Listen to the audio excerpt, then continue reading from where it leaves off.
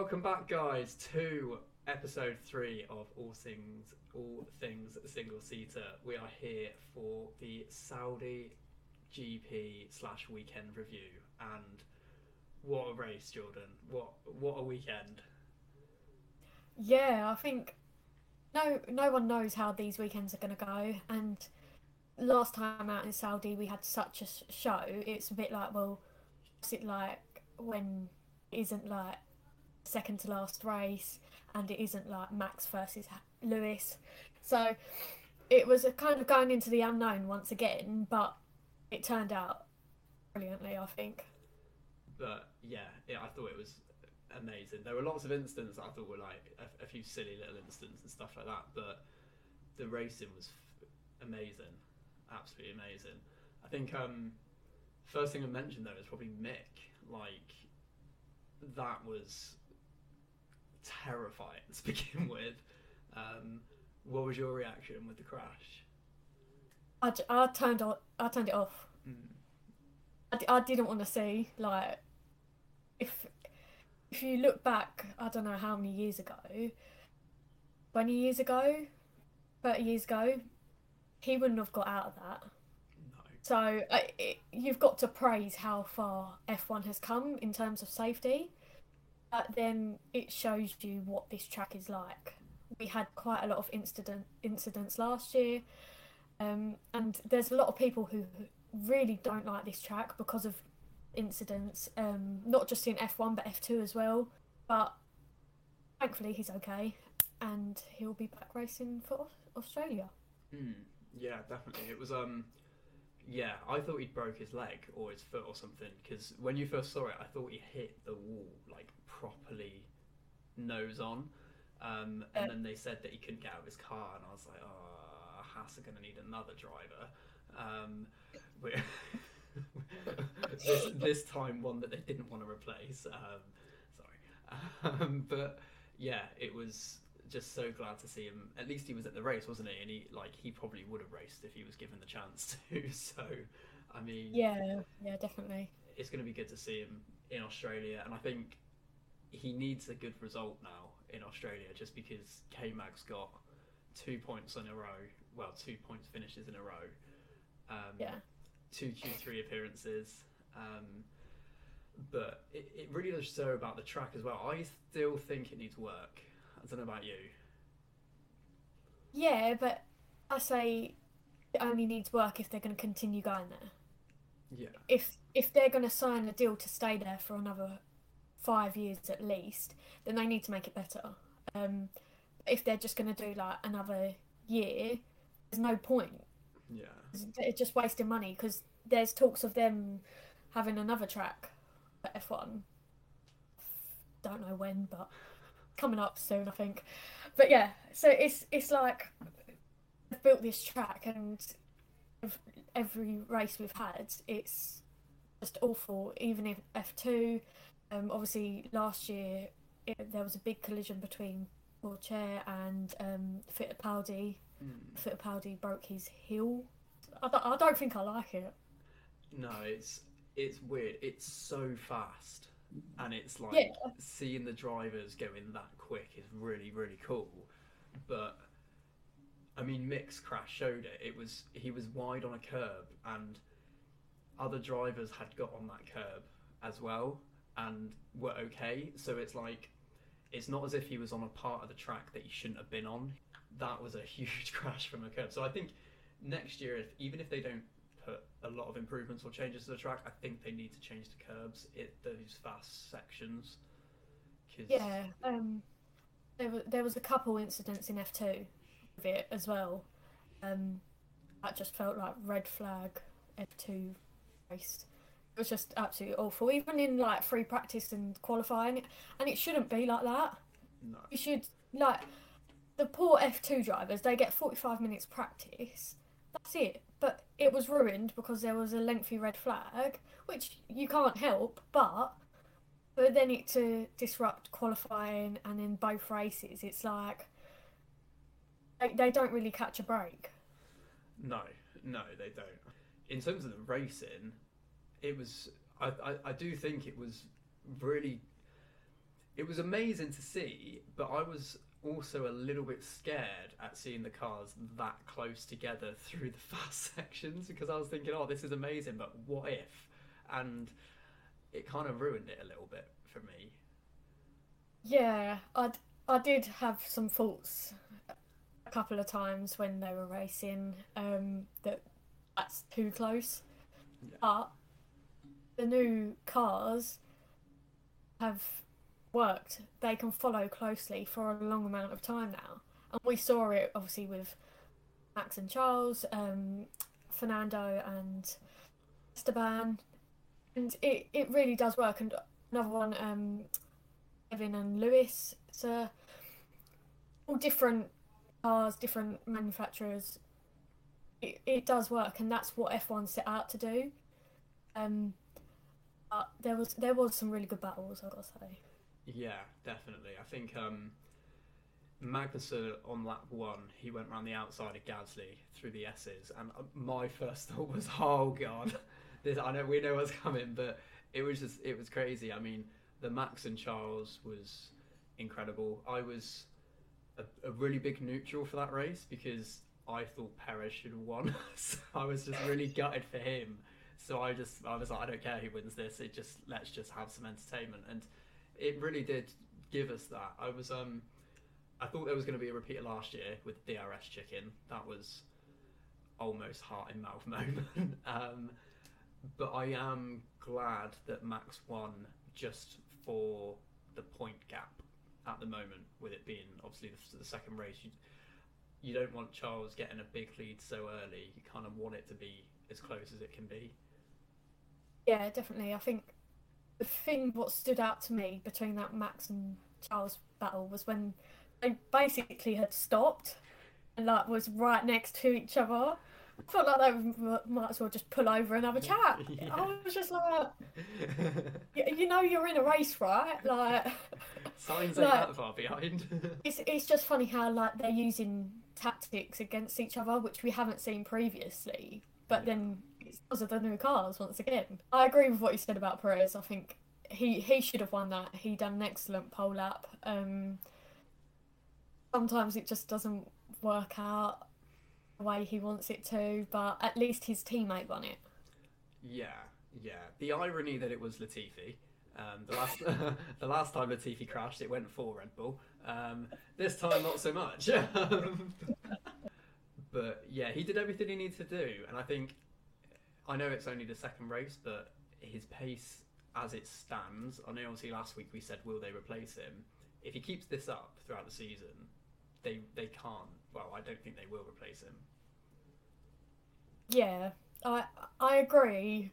Like part of me says like Gasly, no, but obviously, AlphaTauri and Red Bull are very different. And once you're in the Red Bull, you've got to show how much pace you've got, and you've got to keep it consistent. Obviously, the first race wasn't Perez's fault. He didn't do anything, so he can kind of push that to the side and think, well, that's not on me. Yeah. But I think he proved it in the second race. He stuck it on pole, his first pole position. I would have expected him to get third, but obviously you can't. I think that pit stop right before when Latifi crashed just messed up his whole race. I think the real fight is with Red Bull and Ferrari, but at the moment, I know he's had two podiums, but I'd say Carlos is the weakest out of the four. At the moment, big call, but where was he in Saudi? He didn't seem to have any race pace. I mean, granted, quality was very close, but race pace, he seems to struggle. He's saying that he's really struggling with the car, but one lap pace, he seems quick. But yeah, it's just he's going to have to get on top of that, because if Perez does have the pace that he's shown and he starts putting that into results, Red Bull could seriously challenge for constructors, and that's got to be their aim this year, surely, as well as drivers. Yeah, the things I don't get is if Perez didn't have that bad pit stop and whatever with Latifi crashing, could we have seen Perez fighting Carlos and then Carlos dropped down the order? Yeah, yeah. It's Well, like, yeah, if he's saying he's got no race pace, then that could have happened. He's just got a very lucky weekend in the bag. yeah. So It could have been Perez, Leclerc, and Max fighting if they all hit at the same time and if there were no safety car. But also, I think all the hard runners, so Lewis, Hulkenberg, K-Mag, their race was destroyed by that safety car because they couldn't really justify pitting at that point, and had there not been a safety car, their strategy was like completely different because they all stayed out very late. Well, they had to, I guess, to kind of try and build a gap, but I think they would have been a bit higher up. yeah, but I think Lewis probably done the best out of the hard runners. Like compared to where he finished, he probably could have done better, but what happened in like the last few laps with like pit entry closed or stuff like that. But then the hard tyres, no one knew what they was going to be like. If you rewind back to Bahrain, the hard tyres were absolutely awful. So I think they was kind of just trialing it. If it didn't work, then they'd go on to the mediums or something.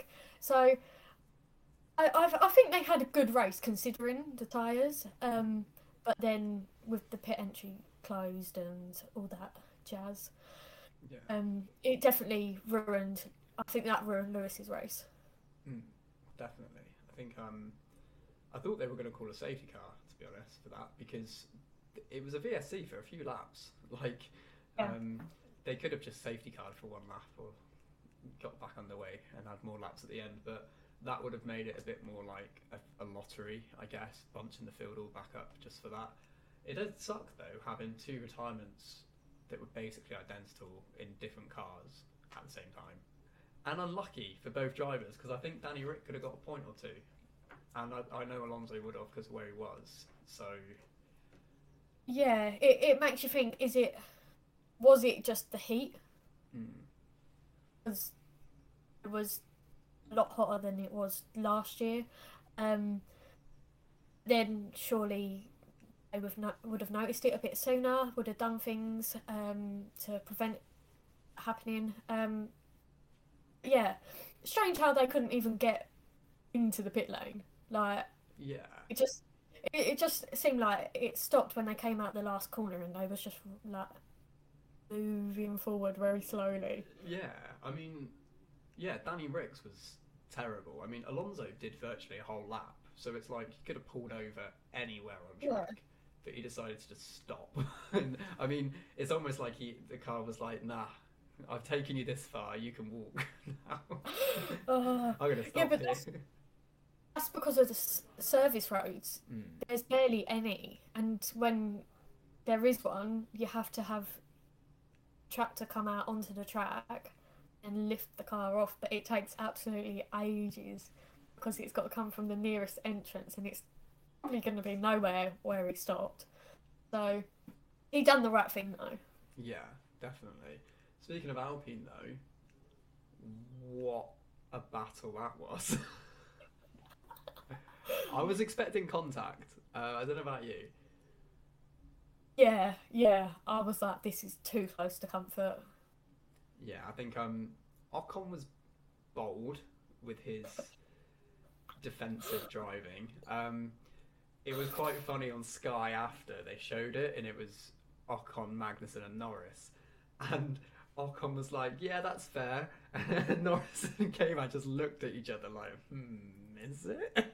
Like, it was a bit of a late move, but I guess it wasn't really a gap. Like, Alonso went for a gap that wasn't really there. So I think Ocon moving just made it look worse than what it was. But Alonso didn't give him any favours on the lap after around the outside, so I think he got what he deserved, or he gave as good as he got. Yeah, it was a good battle. I think that'll probably be one of the best battles this year, like between teammates. it was nice to see. I think it was nice to see teammates battling each other without it getting nasty. Yeah, and without the team really interfering, they gave them like 6 or 7 laps, and then like Gasly and Magnussen caught up, and then they pulled away, and then they battled again, and then Gasly and Magnussen caught up again, and they were like, right, okay, boys, calm it down. It was a bit strange because when they started battling, they were right behind G-Russ, and I was like, to begin with, I was like, guys, get past G-Russ. But then he just took off, so it was like, okay, cool, this is where you're at then. But they had a very good show. I will say, I think Hulkenberg did pretty well, to be honest, considering he'd never been at the track before. Yeah, he finished 12th. He finished 12th.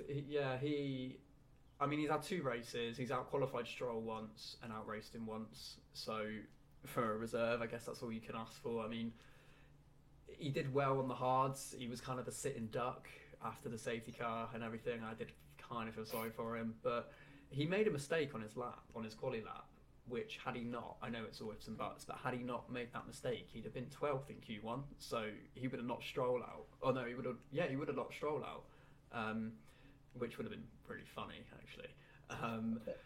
Speaking of Stroll... Oh no. Correct me if I'm wrong. I don't put full blame. I put more blame on him than Albon for that collision, and Albon got a grid penalty. Yeah, I saw that and I was like, is that right? He just turned into it.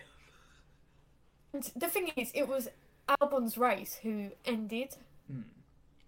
So I think that was a bit harsh. Like, obviously they've got loads of footage. So if it looks different from a different angle, which we possibly couldn't have seen, and it was Albon's fault, then I still don't think a grid penalty is fair because his race was ruined anyway. Yeah, I think I don't really think there should have been a penalty for either driver, but I think it was I think it was a racing incident, but I think Stroll knew he was there. Like, Albon was alongside him enough, and Stroll just thought, no, I'm not having it. I'm just going to turn in normally.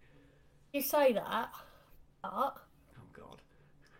You know Norris and Ocon, they was battling the last lap, wasn't it? Yeah. Lando turned around and said he didn't even realise Esteban was there. He couldn't see him.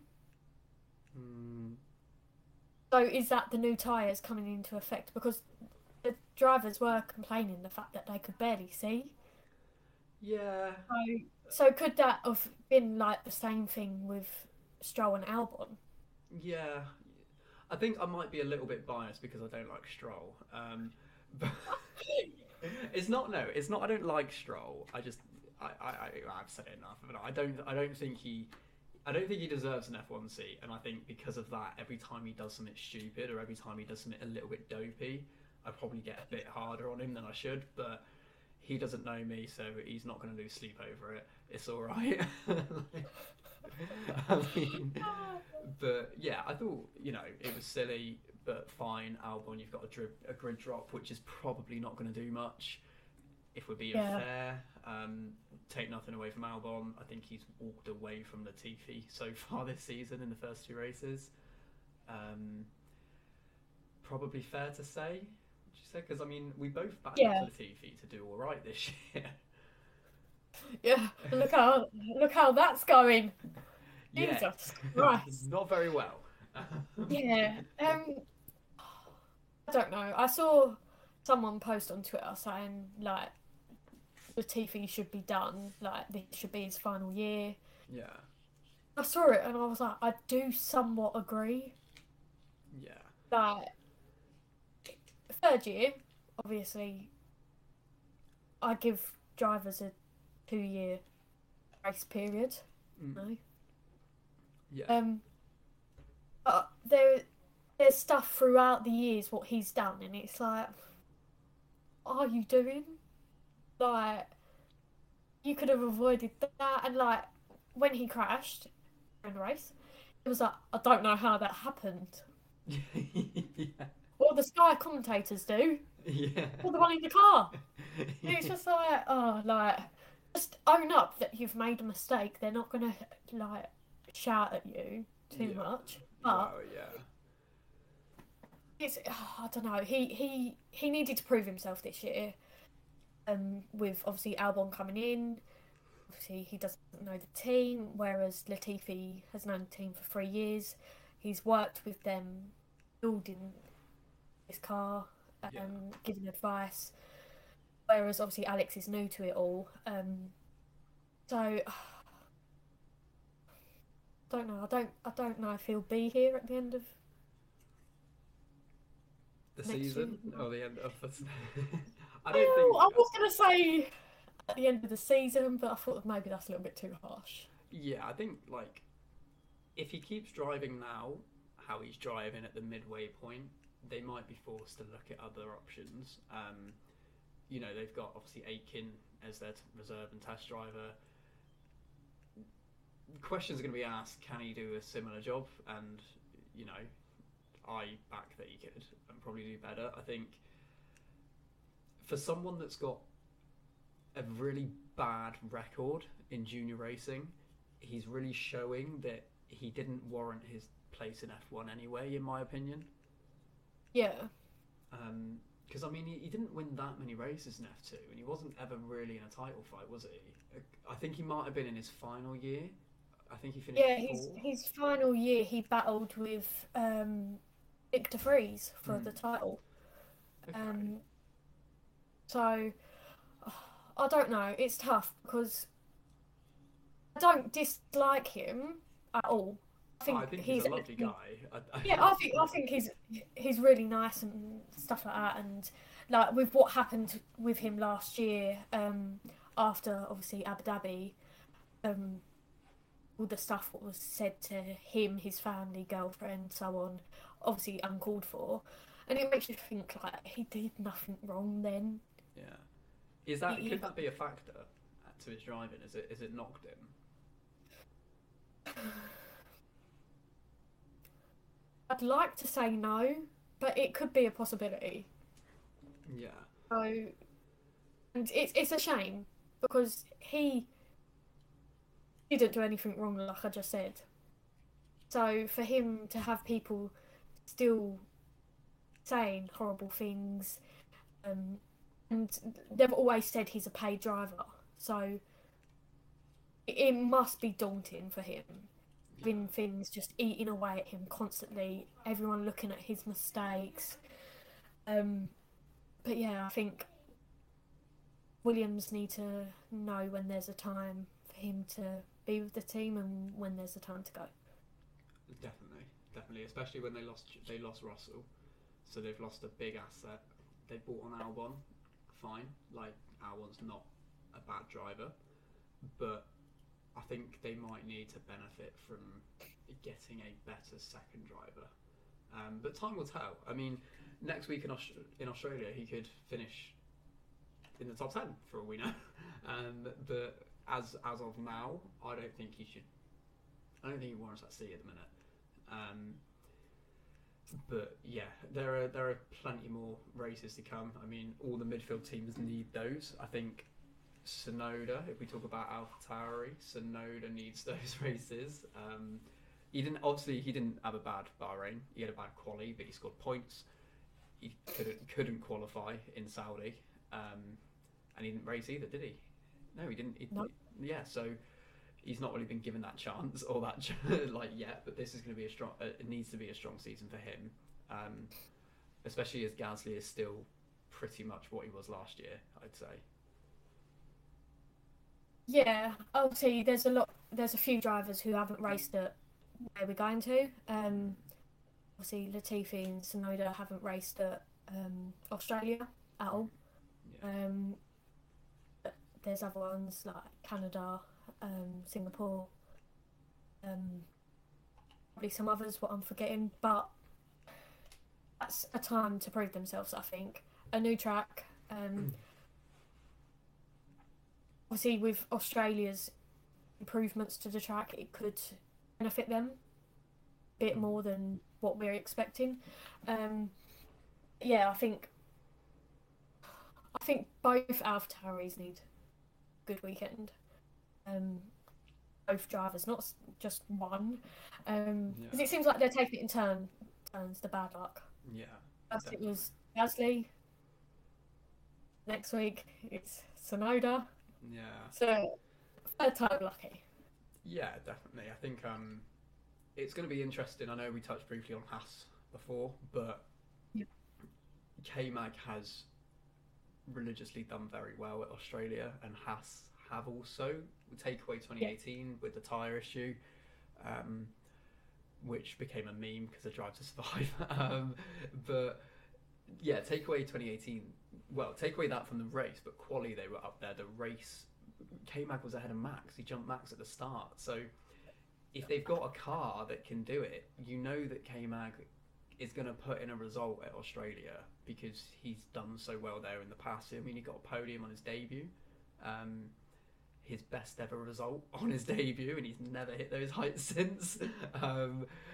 But I do believe that Mick needs a good weekend because he runs the risk of potentially losing confidence in himself. If it gets to 3 or 4 races and he hasn't got a point or he hasn't out-qualified K-Mag, then it's going to get in his head. Yeah, I agree. I think he can take this time now, the break, and see what he can do, and so he can match Magnussen. Yeah, like you said, they've had a really great last few races at Australia, and with how they've been recently, it makes you think, what can they do? I think that the Haas is the biggest unknown. Yeah, because you just don't know what you're going to get with them. Definitely. And then next team to discuss, the return of Seb Vettel, Aston Martin. I'm not expecting much from them next week. How about you? I built myself up for you to say something really good, and then it just went no. Okay, let's do that again. Aston Martin, double podium this weekend. What do you reckon? Yeah, no chance. No. I'm so happy Seb's back. It feels right for him to just be back in F1. I feel like it's going to be a tough weekend for him. 2 races, obviously, he's missed. Obviously, hasn't been on the simulator or anything, I don't think. So it's a bit of a tough one. You want him to do well. Yeah. First race for him. But with where that Aston Martin is, I don't think they will. And after pre-season testing, Seb said they've got a lot of work to do. So it really won't surprise me if we just see them out of the top 10. Yeah, definitely. I want him to do well. I do honestly, and people are going to be like, stop hating on Stroll. I do honestly think Vettel will out-qualify Stroll this weekend, regardless of the fact he's missed 2 races, but that's just my opinion. And Vettel loves the track. He does really love the track. But I'm not expecting points unless something happens. If all 20 cars were to finish, I don't think the top 10 would have an Aston Martin in. No, definitely not. No. I do, however, think it might potentially have a McLaren in. Daniel! Exactly. They improved, I'd say, from Bahrain. We don't know if it's just because the track obviously was more suited, but I'd say there was a step up in McLaren from Bahrain. Yeah, definitely. I was actually quite shocked. I was just like, oh my god, they're near the top 10. Just stay there and I'll be fine. Don't go in the top 10, you might risk it. It's nice to see them up there battling. Lando seemed a lot happier after Sunday, joking around with the drivers and stuff. I don't think they've done anything to the car, Okay. just because of the double header. they were going to look at it when, obviously, after Saudi and before Australia. So hopefully they'll bring something new or think of new ideas what they can do whilst they're there in Australia. But I don't think any upgrades are coming for them until Imola Okay. or afterwards. But yeah, Daniel's home race, first one in like what, 3 years. 3 years, yeah.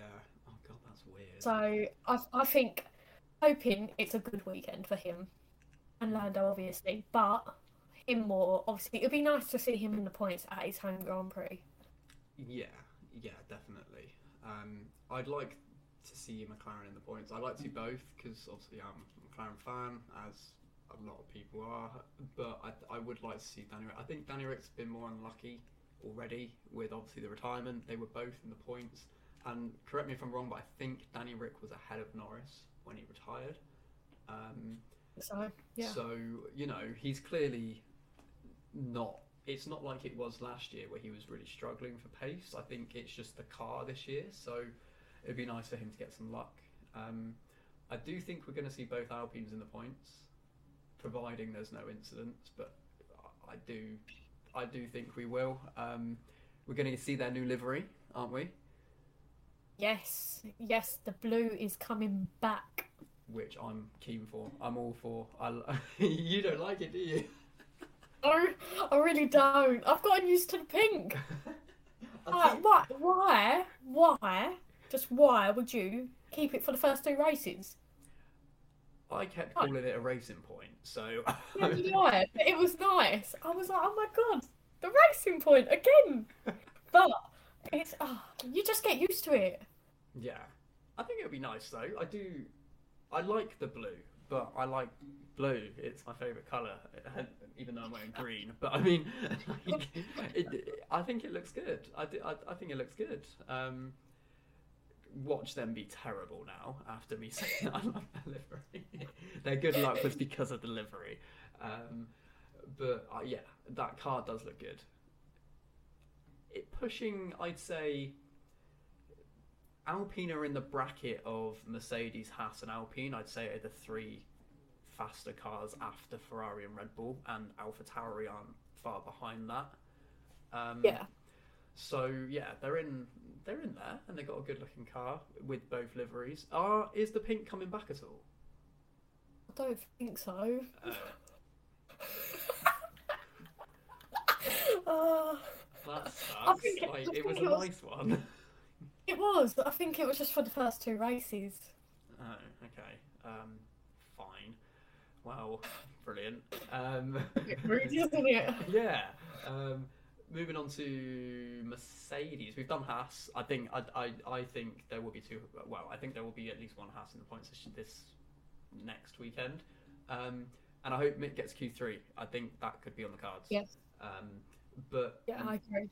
Mercedes though, like, I don't know what to expect. I don't know what to think. Just gonna hide my George Russell jumper. Don't know what you're on about. No, Is that so what it is? can't I've been see trying to work out what that was for like the past 5 minutes. Just like, what is that? Well, your hair's in the way. Yeah, my hair covers it. There it is, Mr. George G. Russell in the black. Supporting So- G. Russ. Because of that, he's going to get a podium in Australia. Yeah, see, Seen it here first. George Russell. Anyway, moving on. Mercedes. Don't know. I really don't know. I want them to have a good weekend. Both of them. I think it's needed. There's rumours going round that they could potentially have some sort of upgrade. But they've probably done it at the wrong time because I think Red Bull and Ferrari are potentially having an upgrade too, either at Australia or Imola. So Okay. it's a bit, but they've all got different problems. So it's, would it work? If it does work, could we see, I don't know, Mercedes potentially up there and Ferrari go down a little bit? Yeah. I mean, I don't know if this is right, but I heard that one of Mercedes' big issue is they're overweight, but they're a little bit over the minimum weight limit. And I heard that one of their upgrades is to get them like basically bang on, and they think they can find up to 1.5 seconds. So that is a lot of time. I mean, if you look at like obviously the past two races, well, I'd say more Bahrain. How much was they off? 7 or 8 tenths, I think. Yeah. So that's basically they're gonna doubling what they it's basically down to flipping zero, it. Yeah. and then add another 7 tenths on and whatever. So it does make you think what can they do? George has said once they've released one problem, all the problems should start unflowing, and like a domino effect, which hopefully they can do. I want a free constructor fight. Yeah, I hope for a good weekend for Lewis. Obviously, he didn't have the best qualifying. Unsure why. But it's rather odd to see Lewis, who has been with the team for years, in Q1, whereas George, he's been with the team for years, but only driving with them for this year. Yeah. Qualifying P5, P6, P5. So it does make you think that is quite some margin. Yeah, he said he just struggled with like turning the car, like confidence under turning, and watching his lap. It just looked like. I remember I said that the Aston Martin looked like it didn't want to turn, and you mentioned that all the cars are struggling, and Mercedes are like, well, Lewis really struggled with it. So it could genuinely be down to the weight, because I saw Aston Martin stripped all the paint off their car, and it saved, like, I think it saved, I'm not even going to guess what it was because I can't remember and I'll be wrong, but it saved a lot of weight. So it could just be that is one of the big factors. Look, if you're not confident that the car's going to turn, like, I'm going to act like a pro racing driver now just because I race sometimes. But if you're not confident the car's going to turn, you subconsciously, you'll always brake earlier, and you'll always turn, you'll always be really hesitant to turn, and then that is where all of your lap time will be lost. So if that is what they're going to fix, then I do see them. I don't know if they're going to find 1.5 seconds, but I think they could find a lot of time. Yeah, I agree. I think you don't see Lewis being not confident in the car. For him to feel unconfident, it's like, wow, like, we haven't seen this for years. Yeah. And even then, he wasn't unconfident. He was just had to change his driving style. Yeah. But like, not recently, he's been late on the brakes, like last year and so on. So it's kind of like he's flipped what he was doing to something completely different. Yeah. It's like another new Lewis Hamilton. Yeah. That does go on to my next point, which I am prepared for everyone to hate me for this comment. And I don't think it's true, but could Lewis be declining? He's 37 now. I mean, I know obviously Alonso's up there. He's 40-something. Granted, and Kimi was 41, but Kimi did make so many mistakes last year when he was old. And, you know, could it be that... I don't think it's a fitness question, because his fitness is unbelievable. But is it just that maybe he is slowly declining and we hadn't seen it? Like, I don't necessarily believe it, but I'm just like, I've read a few things about people thinking Lewis is going to up and retire. I don't think that's going to happen, but lots of people are questioning it. So could it? I don't know. Obviously, I've watched the sport since he came into it. Yeah. It's a tough one. You never want to hear your favourite driver to be going down a little bit and so on. Yeah. But I think if Mercedes don't sort out their problems, or think about next year, and seeing how they can improve and so on. I think Lewis could be done Yeah. this year. Yeah. Cut his contract early and just be done with it and see it. Which I don't. Part of me doesn't blame him. Yeah. He's been with obviously a winning team for years, and it's a new car, new rules. So some teams just get it right, some teams don't, Yeah. and some teams just get it horribly wrong. So I think if by the summer break they don't sort it out, like if they're not regularly fighting for podiums at least, I think Lewis might rethink his future. Yeah, you could argue that he might lose some motivation, but I think going by, obviously we've watched Lewis forever, and the fact that he hasn't won that eighth, and the fact that he hasn't beaten Michael, and the fact that he's clearly got a lot of hatred for Max. Not that he'd ever admit it properly. Like he says he's got a lot of respect for him, and but he doesn't like him, and people can try and sugarcoat it as much as they want. I think the motivation to outdo Max, who is probably one of the biggest rivals he's had, if not the biggest, and to then beat Michael, I think those two things, his ego and his desire, won't let him quit until he physically can't do that. So I think there's a big argument for him to stay and help Mercedes fix their problems, but I also wouldn't be surprised if he does call it a day. But then part of me thinks, I do really not want to say this, but I'm going to have to.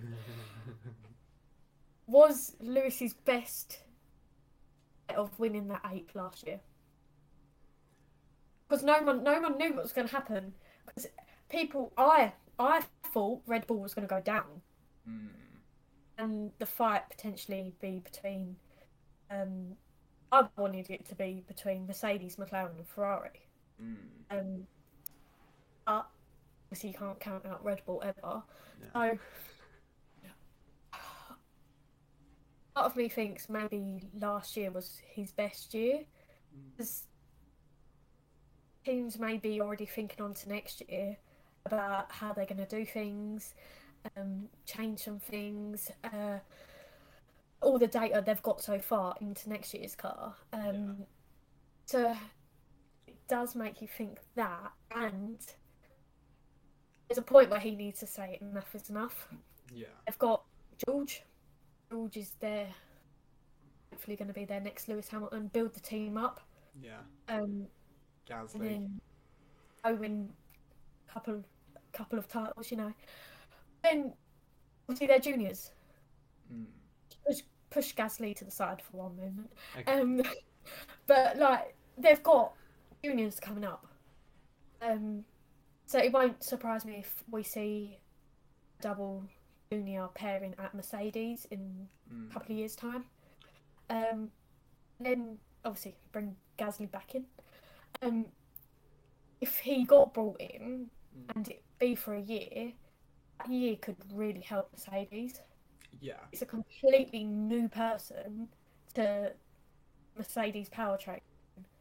So it makes you think, like, there's so many options what Mercedes could do if Lewis does decide to leave. I can only see it getting better. I know that might seem horrible to Lewis, but having young drivers will help them go forward. Yeah. I know you said Gasly, but I think if he does hang it up, or if he decides to leave at the end, or if he just doesn't renew his contract next year, so he does this season and next season, and then 2024 you got new driver coming in, I think it would be Ocon. Only because Toto said he's still got a clause with him, or he still manages him, and I think there's a buyback clause or something. So Could they bring him back? It all depends how these next few years go, I'd say. Yeah, and Mercedes are. Well, the thing is, Mercedes don't always go for youth, do they? Because No, they don't. Obviously, Bottas. yeah, Offense. like He wasn't young, but yeah, he wasn't old. yeah, Just right. yeah. But obviously and he's had experience in F1 as well, so it could possibly. And again, you look at a junior. See, one of them's in F2. Who is that which- junior? Should I know that? I should know that. Yeah, sorry. You'll probably say, you'll probably remember when I say it. So, Frederick Festi. Oh, okay, moving on. I did not know that. I need to do some research. You do.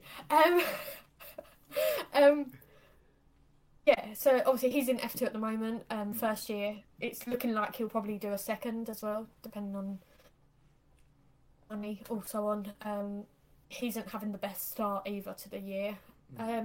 So he could potentially jump in to the seat 2024, that would be. But I don't know, they've got lots of options. Yeah.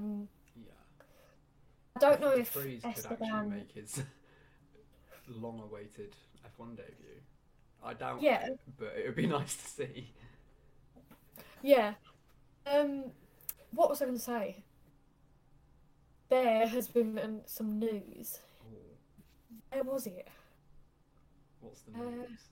Have you forgotten? No. Are you lying to me? Maybe? No, I saw it earlier. I was like, oh, I've got to remember this. That went well. Oh no. Who was it to do with? Let's brainstorm. Thanks. Hold on. Let me see if I liked it. That might help. Okay. But it was about... It might jog your memory once I say this. It was about teams entering F1. Oh, Andretti. No. What am I here for? Like... Oh, I'm so sorry. It was the Volkswagen Group. Oh. Porsche and Porsche. Audi, I think, if I'm remembering correctly. No, It was- yeah. Porsche. It was about them two. Okay. So, apparently, Okay. there supposedly meant to be some news next week that they will be entering F1. Really? Yeah? When? What, in 2024? I don't know. It didn't say, but it says that it's meant to be announced next week. Porsche and Audi, that will be 26 cars. Yeah, okay. Wait, Got it. I got it. no, that will be 26 cars. And watch It Hulkenberg doesn't- still not get on the grid. Or Piastri. Yeah. Oh, that hurt. It doesn't say whether it's teams or if it's engine suppliers. Okay. And it doesn't say when. It says Audi and Porsche owner Volkswagen is likely to give the green light for the two brands to make their entry into Formula One next week, according to multiple sources. That's So- interesting. I think that's quite big news. It's been going on for a long while now, this. Yeah. Ugh, I don't even know how I'm long. calling but- it. I'm calling it. Are you ready? Oh no, here we go. Wait, so Porsche and Audi, yeah? Yep. Okay. One of them will sign Hulkenberg. Oh. No. Damn it! No. I like Hulkenberg, and I think he did deserve an F1 seat Yeah. in 2020. Mm. But now it's obviously he had that gap between obviously filling in 2020 Yeah. and now. It's like if I don't know if he'd done it last year as well, reserved for someone, Yeah. I might have thought different. Mm. But then he's got other priorities now. He does. He's- Yeah. got a kid and married. Yeah, So if he likes being a reserve, then he can go do keep doing that. that. Do that at Um, Audi or Porsche, I guess. Yeah, it'd be yeah. interesting who they put in. I wouldn't rule out a return of former F1 drivers. You know, if it's obviously we don't know if they're going to enter, but Porsche and Audi, like, could you see some Formula E drivers come in that are doing well? Because those manufacturers are in or have been in Formula E. I've just thought of someone. Are you gonna? Um, Ooh, who are you going for? I'm going Nick de Vries. Yes, I was also going to Because say. Okay, go, go, go, go. Mercedes are leaving Formula E this year. Yep. Yeah, I saw that. Yeah.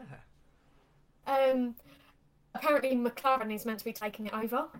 Oh, okay. Um, but anyway, obviously Nick, he obviously Formula E driver, Formula E champion, Mm, looking to defend his title, uh, Formula 2 champion, mm.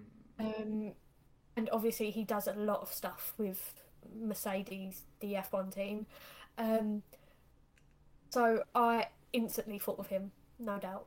Um, obviously he doesn't know what he's doing next year because of season has only just started. Um, so he would possibly, depending on when these teams are, or potentially teams, if they're looking to come in, I'd say that's probably the perfect person. He's young-ish, not young where he's going to be reckless. It isn't his first time in an F1 car. Yeah. Um, so yeah, he obviously helps a lot with Mercedes with their data, um, and he's watched them for the past couple of years with their cars. No, definitely, I agree. I think you could see someone like.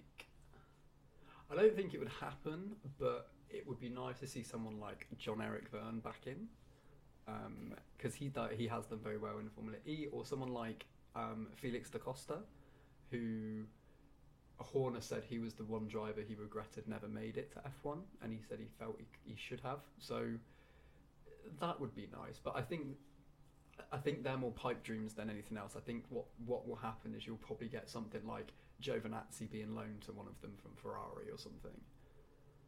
Yeah. Obviously you've got young ones coming up as well. Mm. I thought of someone, but it's just gone. Find the perfect person. Go on. Aside from me, obviously. Well, yeah. Obviously. Um, and tick them. Oh, If any do. that is controversial. I'm gonna get so much hate for that. Um, the thing is, right, I I like actually it. don't think he's a bad driver. He's a very good driver. His radio gets him in trouble quite a bit. Yeah. But if you look at Yuki, his radio got him in trouble. He's now in his second year. So the thing Mm. is, the way I see it is, if Dan wasn't any good, he wouldn't have been in Red Bull's junior team or Williams. Yeah. Yeah. He's been with two, um, so it makes you think, well, he's got something about him which could potentially be an F1. Yeah. Um, Both the times he got kicked was because of his attitude as well. It wasn't because of his driving. yeah, So yeah. So I think I don't know. I watched Chasing the Dream, which is the F2 series, and he said if I don't make it to Formula One, then that's it. mm, See, now he's now he's in Formula E. But yeah. I think maybe it might give him a reality check. Mm, He's young. Everyone makes mistakes. yeah. You're not human if you're not. Yeah. So I I'd like to see him in an F1 seat, but will it happen? Probably not. I know not many people like him. That's just me. I think he's alright. I signed him as my teammate on F1 2021. Um, but no, I think he's a good driver. I think he's a good option. You've also got the likes of Ilott, Aitken, who I swear one of them has raced for Audi in DTM, but I might be wrong, so I'm not going to say that in case I'm wrong. But I don't think either of those two will get there. I don't think Tickton will, but I think they'll all be considered. But again, I've been proved wrong loads of times already, and we're only in round 3 of this podcast, so clearly I'm not very good at predicting things.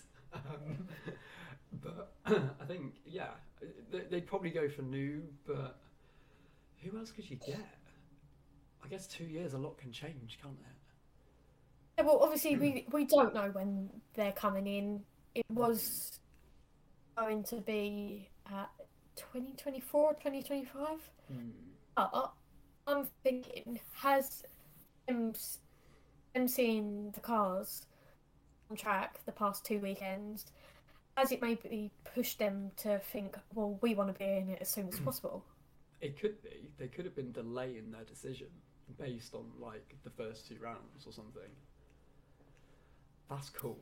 That if that is, we're going to need a whole episode on that. If that comes in, it's going to be who's going to be the 4 drivers that get into Porsche and Audi. But what if I personally think Porsche might just become an engine supplier? Okay. And I could see them going to a few teams about engines and like who to supply for. Red Bull, that seems like the most obvious one. It wasn't overly keen to have their own.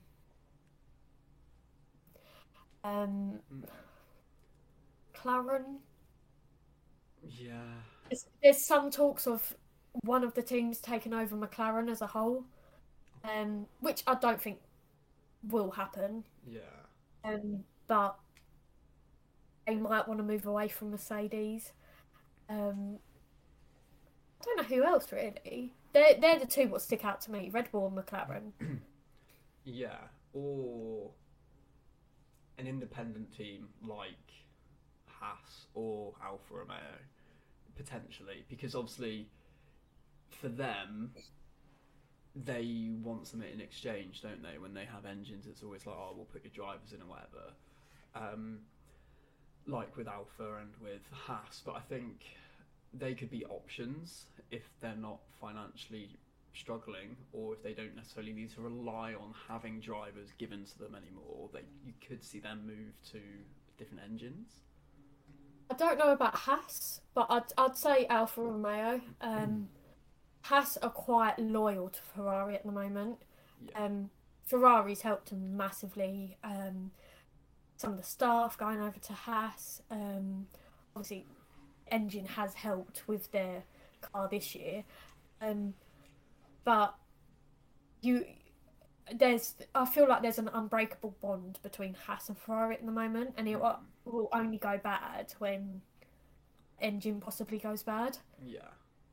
For like a year or whatever. So I think obviously they've been building it up for a little while, this relationship. So I think, and obviously Mick's in there, and I don't think he's in there because he's a Ferrari driver academy. I just think he's in there based on pure talent, really. Yeah, definitely. And yeah, so I don't think Haas would move away from them. In a few years, you never know. No, definitely. It's a lot to think about, and I think I actually do think it's too early, because we've named probably 10 drivers, and we've probably got another 10 we could easily chuck into the mix. In 2 years' time, some of them could be retired, some could be lawyers. Like, I mean, I saw that Charles Peake now works for a lorry driving factory. He was an F1 driver like 6 years ago, so things can change. But yeah, it's exciting, I'd say. If you look at the calendar as well, that's changed or changing massively. Obviously Miami this year, Las Vegas next year. I saw that. You didn't reply to my tweet. Sorry. The tweet's going to be on screen right now. I was like, oh, Jordan will find this funny. Oh, great. I was meant to reply to it. Oh, wow. Right, yeah, moving on. What else have we got? What else have we got? Obviously, Qatar potentially making a return this year. If not, it is going to be back next year. Yeah. And then we've got returning Singapore, Australia, Canada. Yeah, so with the way the calendar is looking, it's obviously it must be more inviting for teams to either look at coming into the sport, Yeah. even if it is just an engine supplier. Yeah. I do think we may have to start looking at wider tracks. Canada, I can see being a very hard track to overtake on.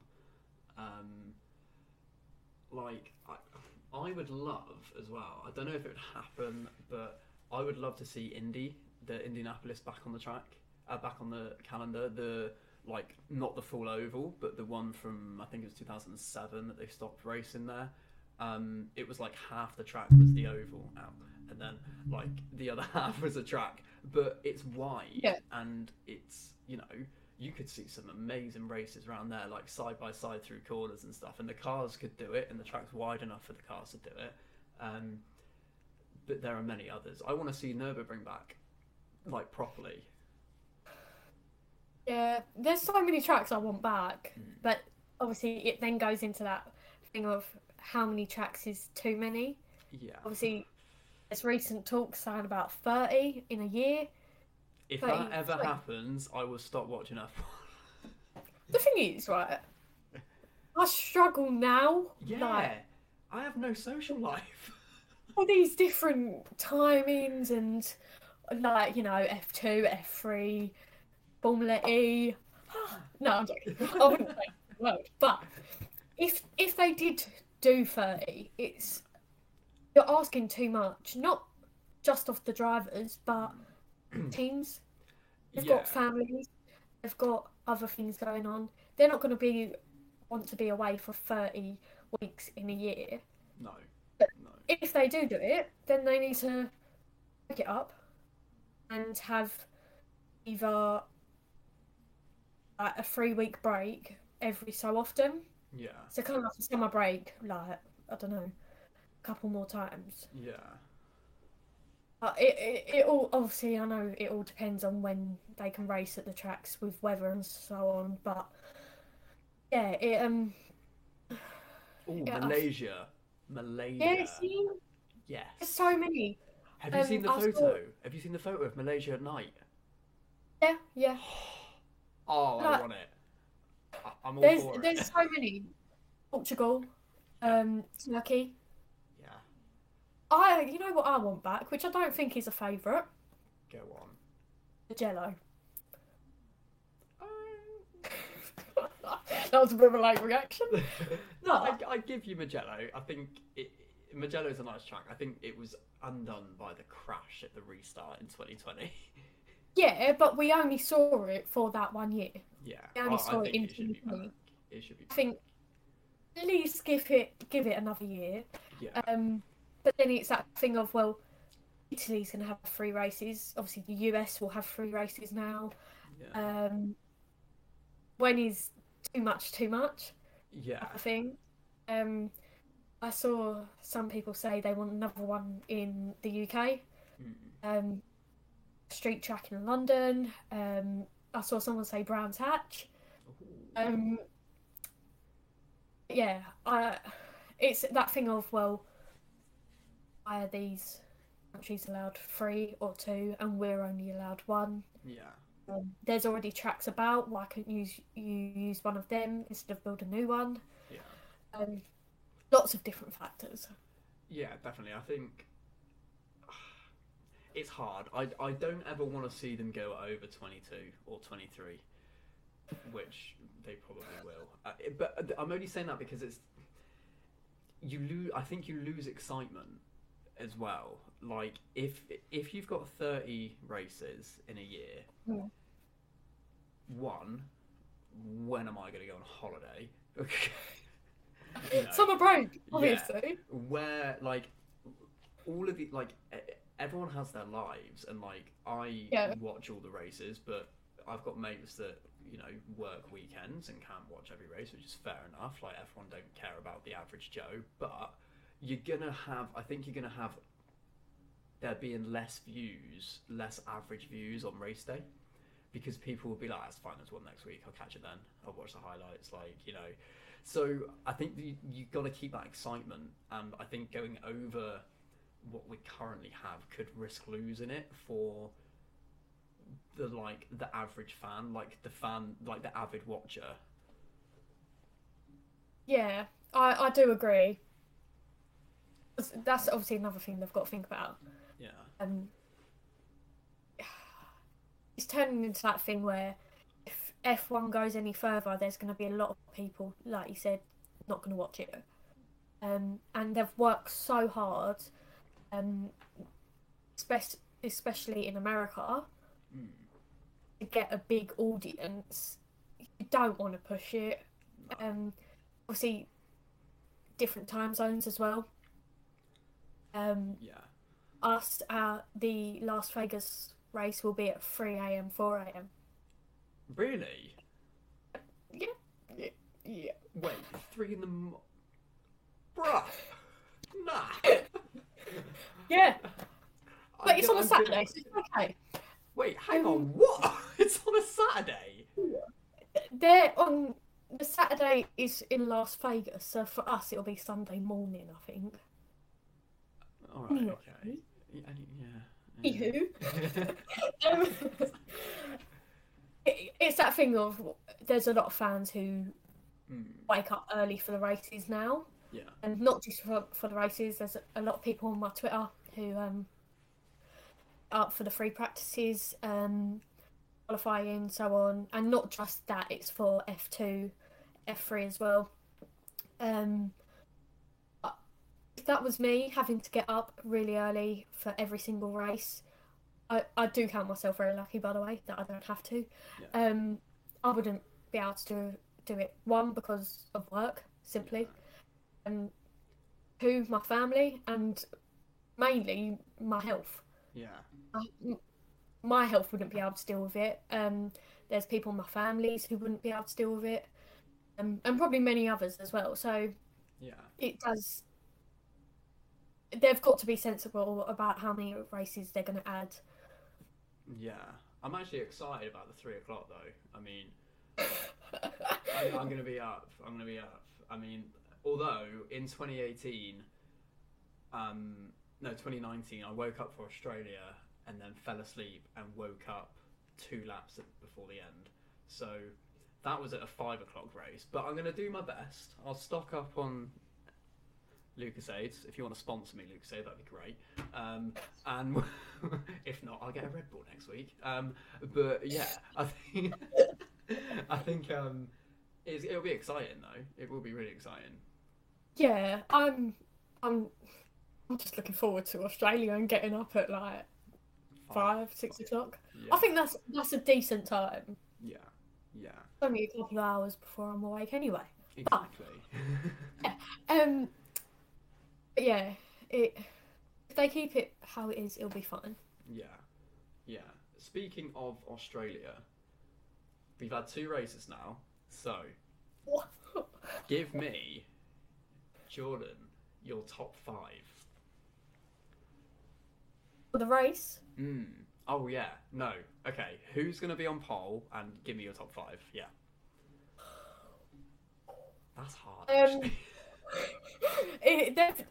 Even though like the tracks are very different what we've been to, we've also had very different results. One thing to factor in is Christian Horner, my favourite person ever, has said he is worried about the reliability of the Red Bull. That's one thing to factor in, and that's why I'm a bit like, I can kind of agree. Yeah. It's obviously the first race. If that didn't happen, I would have just been like, yeah, Red Bull, you know. Shut up, Christian. But going on to my pole position, I think that will be Charles. I agree. Sorry, Carlos. No, I Sorry. agree. he could potentially turn it into the win if there's no collision. Hopefully not. Fingers crossed. I'm gonna say Max second. Okay. I'm gonna go Perez third. Okay.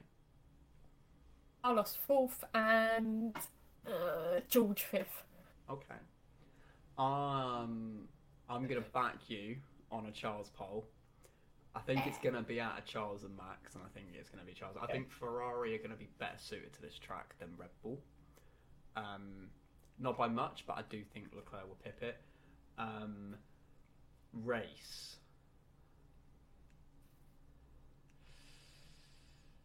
Max, Perez, Carlos, Ocon, Magnussen, top 5 for Australia. What happened to Charles? You know, I don't know. I have not thought that far in my plan, but a part of me thinks he is going to have a DNF. Oh. Yeah, I don't want it. I think it's great for the title how it is, but part of me wants him to have a DNF for the standings to all even out, and I don't think Carlos is gonna he's just gonna consistently get points this year or podiums, but I don't know if he's gonna actually win based on his form at the minute. Yeah, I could potentially see as well, throwing this in there, if Mercedes sort out a few of their problems. I feel like this track may suit them. Because they go fast in the slow corners, don't they? Yeah. And There's quite a few. Yeah, but like they've now got a mix because obviously they changed it. I could potentially see a Mercedes up there, but for maybe P3, depending if there's any collisions and strategies on tyres. Yeah. I'm just going to throw that in there. Don't know which one, but the one I'll take. George, preferably. But I'm going to have to get a Hamilton jumper now. No, I won't. But I think, that's good. I think it's just hard. I think we're going to be around sort of 10, 11 before I'll be really confident about a prediction. But at the moment, it's just I'm just going by like drivers I've seen. I think Ocon has started very strong. Yeah, definitely. Can he keep it up? I'd like to think so, but again, Ocon started strong last year and then signed a 3-year deal and disappeared into Hungary. So I mean, that was bad. Didn't he sign it on the Monaco weekend? I think it might have been on the Monaco weekend, or it was either before the French Grand Prix or after the French Grand Prix, because I think it was before, and then he done really badly at his home Grand Prix, and then he just kept going downhill until obviously Hungary. So it does make you think, well, could this potentially happen again? Obviously not contract signing because he's signed till 2024. But could he have like a little dip? We've seen it. Obviously, Lando, he had a bit of a dip, unfortunately. He still seems to be in that dip, but on. But yeah, I'd like to see him stay consistent. I think he needs to as well. Well, I mean, whether we think he'll get that Mercedes drive or not, in his mind, he's going to want it. Like, he's going to know Lewis will retire soon. So in his head, he's probably thinking, right, I need to prove that I can be the best.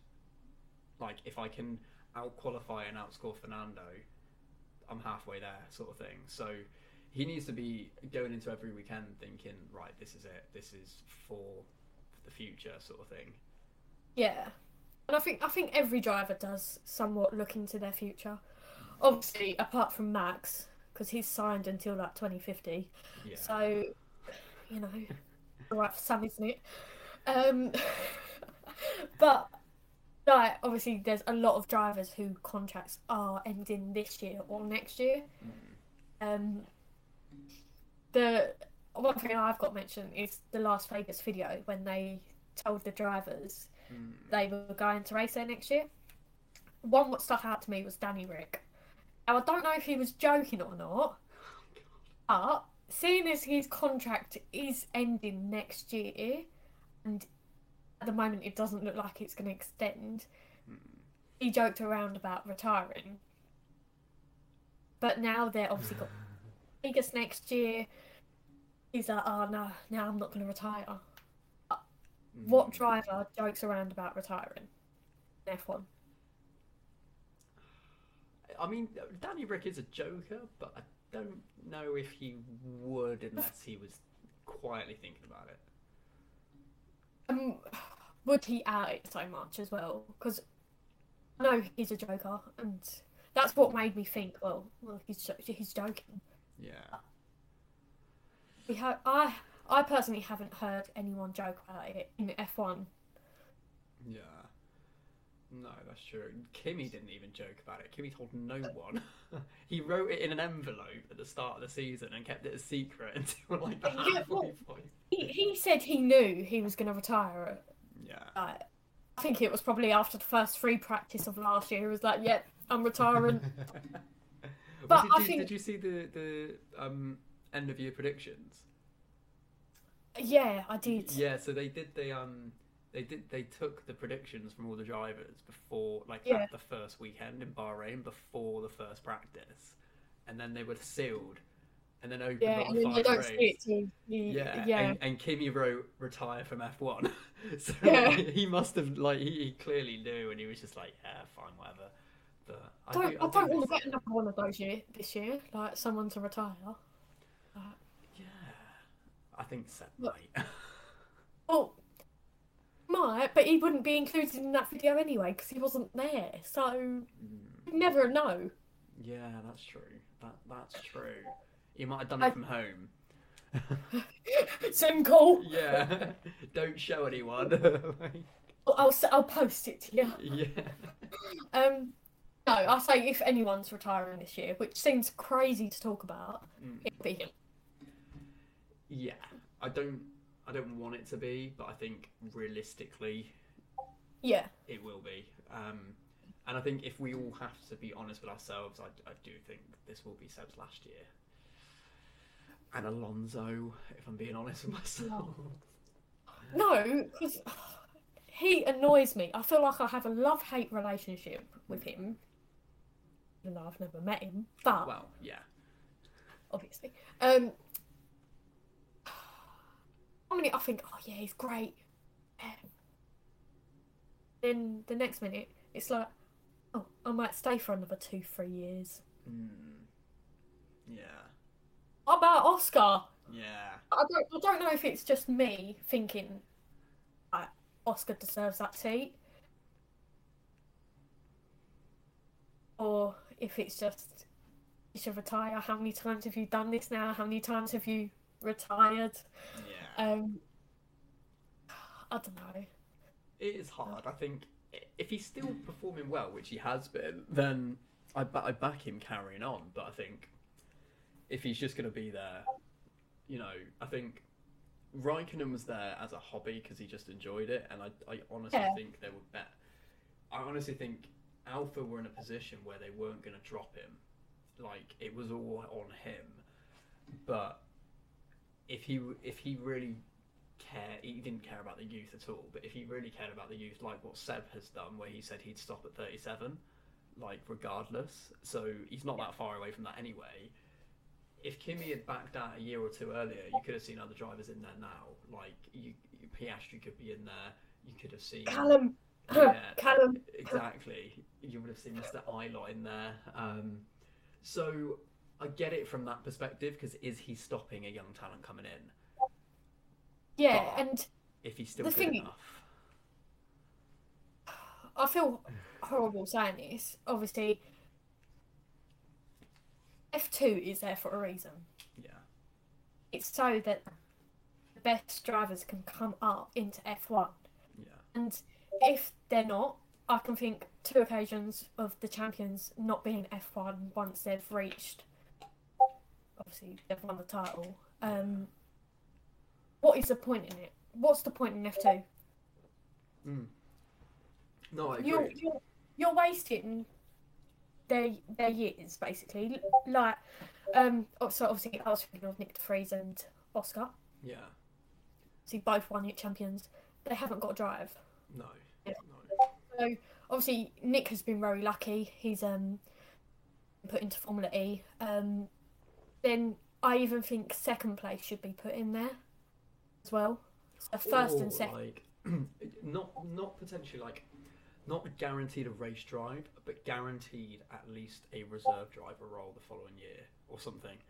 Like Yeah, if there isn't a seat available, like say all drivers are contracted, so like yeah, say all drivers have contracted until 2023, for example, it would be like okay, there isn't room for you, yeah, but you're promised some FP1 outings in certain teams throughout the year so that everyone can see them and see their talent. But again, it's all down to sponsors, it's all down to driver programs. It's yeah. so I much politic, isn't it? yeah I agree. But then I also think like, why should they sit there as a reserve? Obviously, Callum again. He finished second to Mick. Mm. 2020. Forgot what year I was in then. And then obviously he got put in as Alpha's reserve, one of them, and was promised quite a few free practice outings, and I think he only got one. Yeah, I didn't get many. And he was quite angry about that. I mean, Kubica got more. So Yeah, yeah. That's the thing what I don't get. Someone who's already been in F1 compared to the person who's just finished second in a really good racing year, got promised these free practice sessions, but didn't get to do it. yeah, I saw somebody asked him if he's going to be Alpha's reserve again, and he said no way because of obviously they promised him that, and yeah. now he's. I don't know if it was a coincidence he went on to IndyCar because of it. But I don't know. Something clearly needs to change. If this happens again this year, the driver not being into an F1 seat, and it needs to change. There needs to be a rule saying that either the champion gets put into a reserve, worst thing possible, possibly, and then obviously the best thing being getting an F1 seat. But then you do ask the question, don't you? Of had Stroll not had his money, he went from F3 to F1.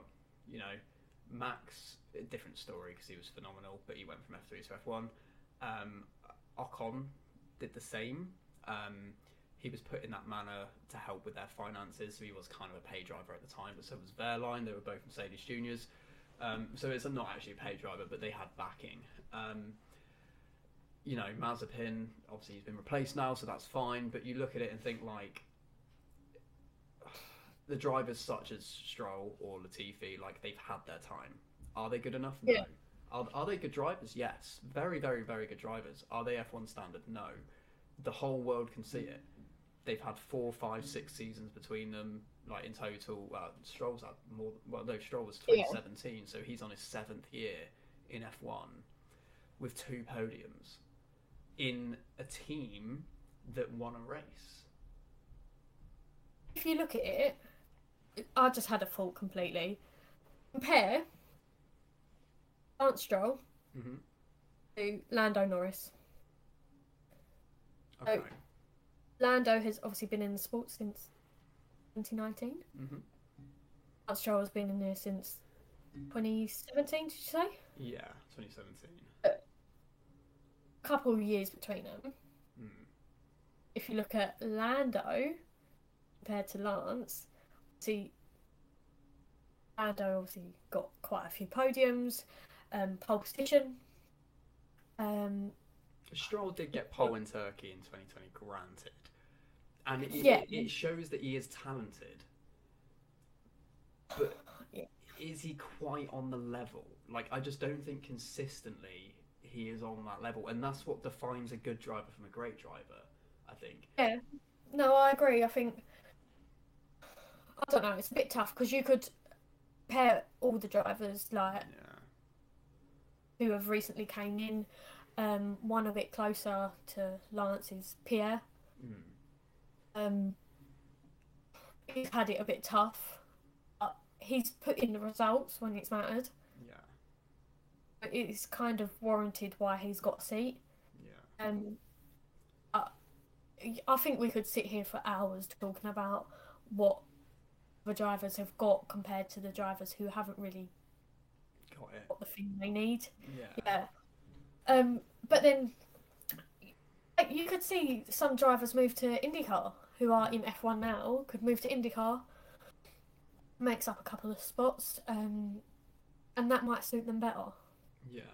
No, you're not wrong. You're not wrong. I wouldn't rule out Danny Rick or Alonso going there, in the future, for sure. But I think that for us now, I'm actually going to have to go, if that's all right. And I didn't realise we were talking for an hour and a half. That went quick, to be honest. But no, that does wrap up episode 3 of All Things Single Seater. I completely forgot the name of what this was then. Whoops. Not like I came up with it, but, or it's right in front of me on the screen. But yeah, that is it from us for the Saudi review and our predictions for Australia, and a lot of waffle in between. But we will catch you all next week for the Austrian GP review weekend.